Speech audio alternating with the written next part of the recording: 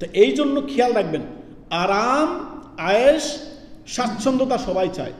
প্রকৃত স্বাচ্ছন্দ্য কিসে আছে?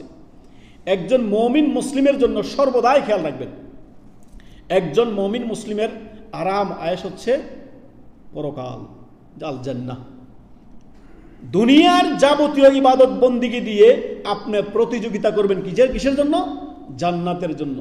দুনিয়া আপনার আরাম করার জায়গা নয়, দুনিয়া আপনার আরাম আয়েশের জায়গা নয়, দুনিয়া কখনোই আপনার জন্য মসৃণ নয়, দুনিয়া কখনো আপনার জন্য ফুল বিছানো নয়।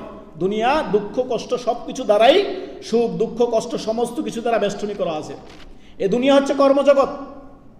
এ দুনিয়াতে আপনি কর্ম করবেন, পরকালে তার বদলা আল্লাহ তাআলা পরিপূর্ণ বুঝিয়ে দিবেন।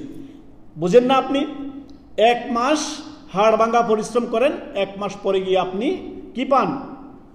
কোম্পানির পক্ষ থেকে বা আপনার মালিকের পক্ষ থেকে বেতন পান না?